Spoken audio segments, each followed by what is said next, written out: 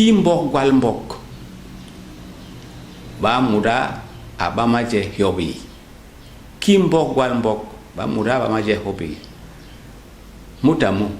Depuis que le Mbok a engendré le Mbok, vous comprenez? Kimbok Walmbok, depuis que le Mbok a engendré le Mbok, est-ce que la femme a jamais mangé le poisson?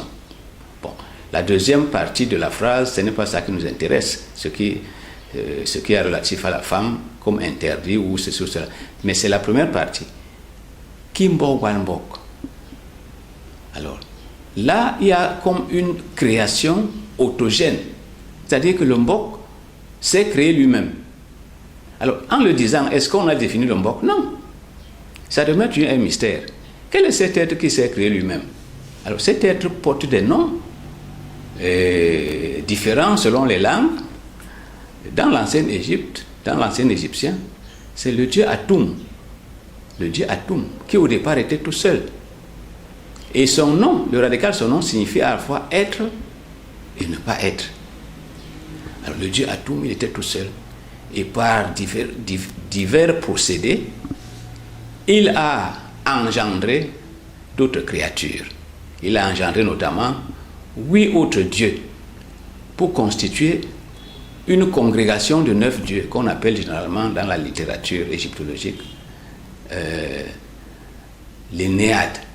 Une congrégation de 9 dieux, dans lesquels on retrouve dans les dieux Chou, masculin, Tefnut, féminin, c'est des couples, Geb ou Koba, et Nut, Koba c'est la terre, Nut c'est le ciel, qui ont engendré Osiris et Isis, Seth et Nephthys, etc. Et le tout formant 9 dieux.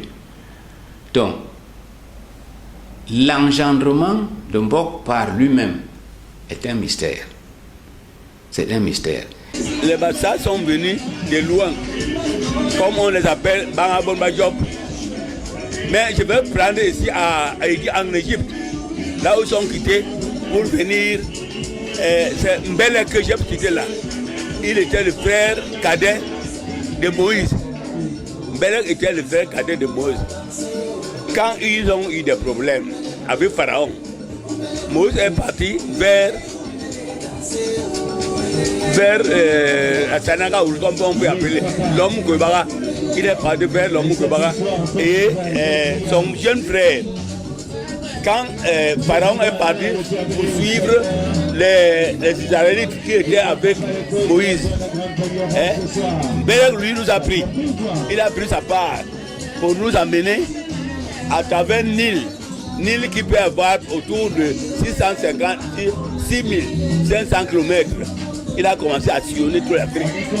Les autres mouraient devant, les autres mouraient, les autres restaient. Les autres sont encore peut-être maintenant. C'est pour vous entendre qu'au Togo, au Nigeria, partout que vous avez entendu que l'homme Bassa existe. Après, il est venu en l'an 2000. L'an 1000, il est arrivé en Gorlepondor.